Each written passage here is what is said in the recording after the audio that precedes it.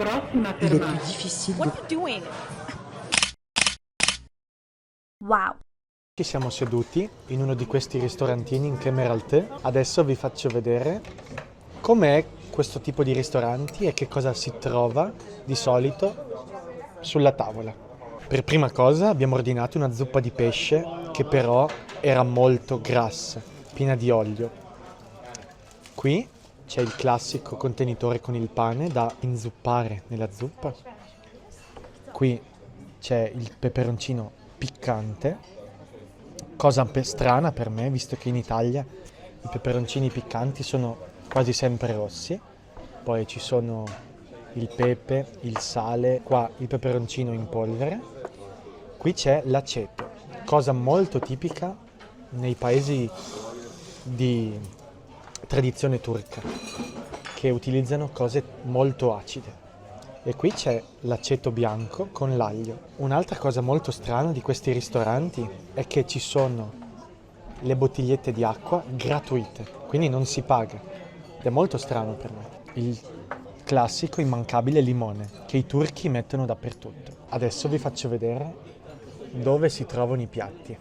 I piatti si trovano dentro questi contenitori di metallo, che in italiano possiamo chiamare o scaldavivande o risciò, che è una parola francese. E il cuoco serve questi piatti preparati il giorno prima o la mattina. Ci sono pezzi di carne di agnello, le polpettine, una specie di lasagna e tante altre cose. Visto che vi parlavo delle crociere, ho appena incontrato due guide che stanno accompagnando i turisti. Il loro cartello di riconoscimento per dire ai turisti dove si trovano, in maniera tale che i turisti possano seguirle. Ci troviamo con Genius, che è una guida per MSC. E di dove sono i turisti?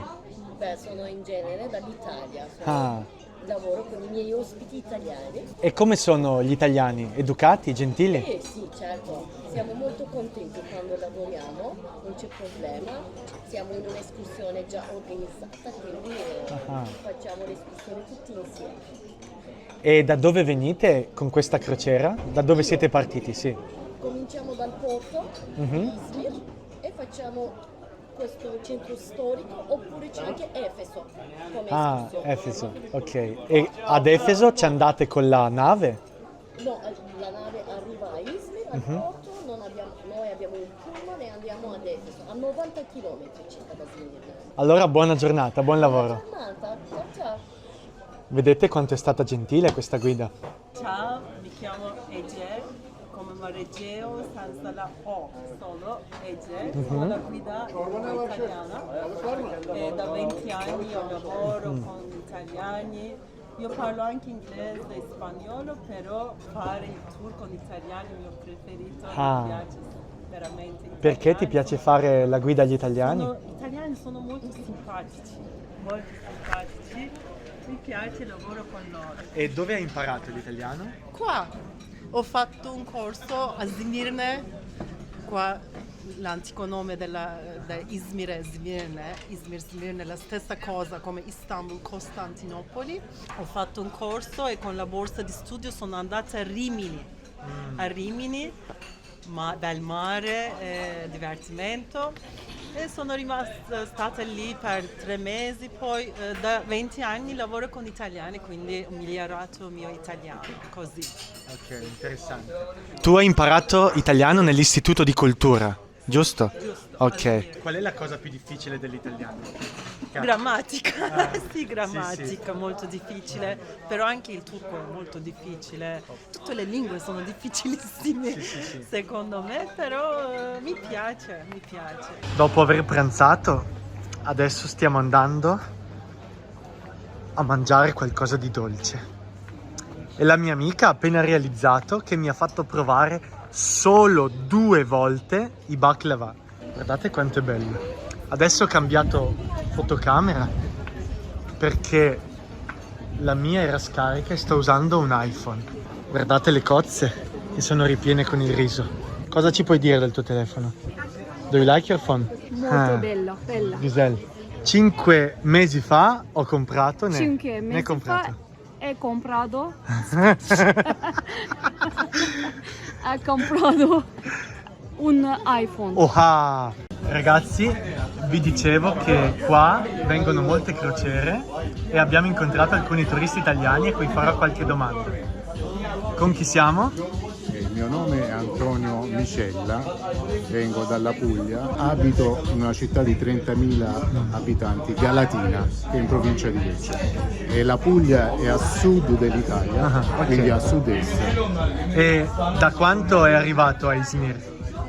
Siamo arrivati questa mattina alle 9 e andiamo via alle 17, Ok, quindi una giornata. e cosa ne pensa di Izmir? Le è piaciuta? Mi è piaciuta molto, il bazar c'è da perdersi all'interno per la sua grandezza, per la sua vastità, è molto bella, molto accogliente. Noi ci eravamo già stati con la MSC 6 anni fa, però non l'avevamo vista come oggi, oggi l'abbiamo visitata meglio e più a fondo.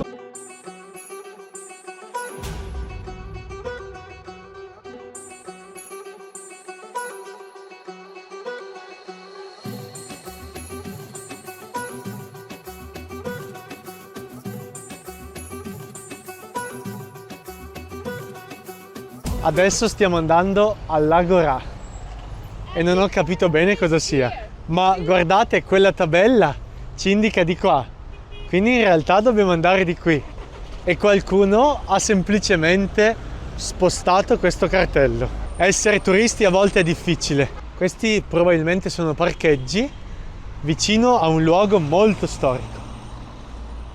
Questa è proprio Izmir, questo modo di costruire non pianificato, un po' caotico, come va. Ecco, questa è una cosa che descrive Izmir. Là ci sono le colline di Izmir, forse Göztepe, di cui c'è anche una squadra famosa, una squadra di calcio. Guardate, un'altra di queste persone che raccoglie lo sporco. Anche questa volta una donna. Non deve essere una vita facile per queste persone.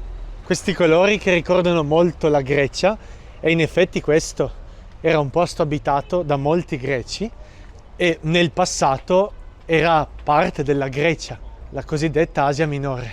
Vedete, no? Quello è il Golfo di Izmir, che è anche la ragione per cui questa città è stata così importante durante la sua storia, perché è un porto naturale. Su questo cartello parlano delle fondamenta della basilica e anche dei sotterranei, che sono i meglio conservati. Ci sono anche delle iscrizioni in greco, come questa, e anche un disegno di 2 gladiatori che combattono nella scuola di gladiatori di Izmir. Guardate, stiamo entrando nei sotterranei della basilica. Queste gallerie chissà per che cosa erano usate. Sentite il rumore dell'acqua corrente? Andiamo a vedere. Forse qualcuno nel passato si è messo a bere da questa fontana. Chissà perché scorre così velocemente. Qui spiegano più nel dettaglio il sogno che Alessandro il Grande ha avuto quando è venuto nel Monte Pagos, che in turco è il Kadife Kale, il castello di Kadife, e nel sogno ha visto 2 dee che gli hanno ordinato di fondare una città in quel punto. Ovviamente la città era abitata anche dai Romani, non solo dai Greci. Infatti guardate, no? Il canale dell'acqua romano. La mia amica mi ha appena confermato che molte di queste case costruite sulla collina, ma anche vicino all'Agora, sono illegali. Ma immaginate di vivere là, dove ci sono le antenne, e avere la vista 24 ore su 24 su questo luogo archeologico. Deve essere fantastico, no? Là c'era il Kadive Kale, il Monte Pagos, dove si dice che Alessandro il Grande abbia costruito la prima parte della città. Qui c'è un'iscrizione che è una specie di lode al Giugide da Moharis, che ha saputo ricostruire la città dopo un mortale e terribile terremoto. Guardate, questi sono gli stormi di uccelli che si preparano ad andare in Africa. Qui c'è una ragazza che probabilmente è una studentessa di architettura e si sta esercitando a fare qualche disegno. Guardate là le case ammucchiate come nelle favelas del Sud America. La città ha avuto uno sviluppo troppo veloce perché la municipalità che governa la città potesse controllare questo sviluppo. Ah, questa è una moschea. Quella là è la torre simbolo di Izmir, la torre dell'orologio, Saat Kulesi, che è anche disegnata sul simbolo della città metropolitana di Izmir, Büyük Şehir Belediyesi.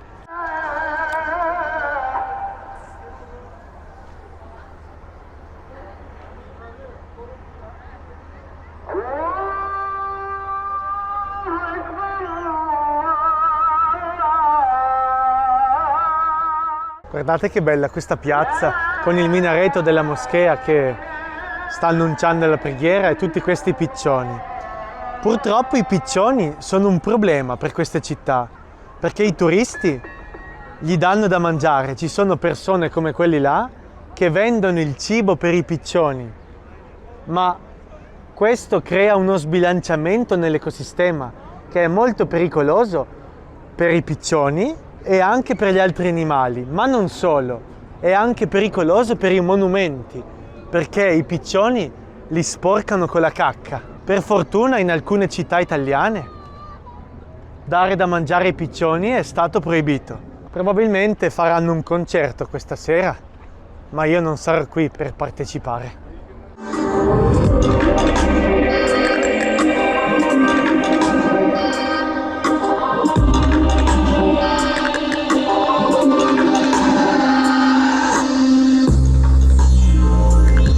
Vediamo se riusciamo a vedere uno di queste persone che vende il cibo.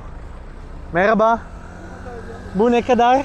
Un bicchierino costa 10 lire. Non è tantissimo, ma comunque è un prezzo economico per rovinare la natura e la città. Guardate, davanti alla moschea le persone si tolgono le scarpe. Guardate, un cane si è portato la scarpa in giro.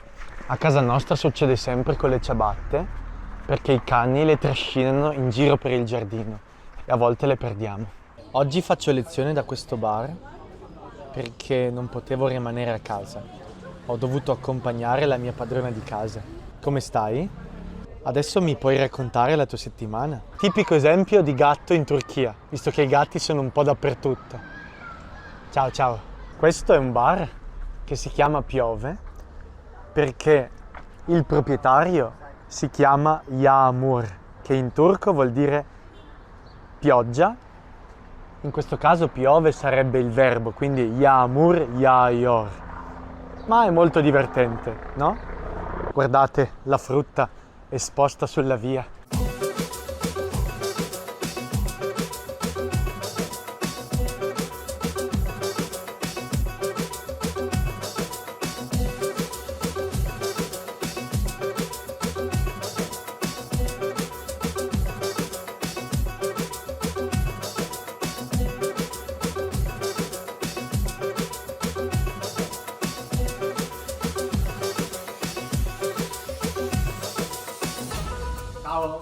Spero che questo video ti sia piaciuto. Come al solito, ti ricordo che nella descrizione dei miei video trovi un link al mio sito dove nella sezione Podcast Video Transcripts trovi tutte le trascrizioni dei miei progetti, sia quelle delle storie che quelle dei video con le trascrizioni bilingue, italiano-inglese, italiano-russo.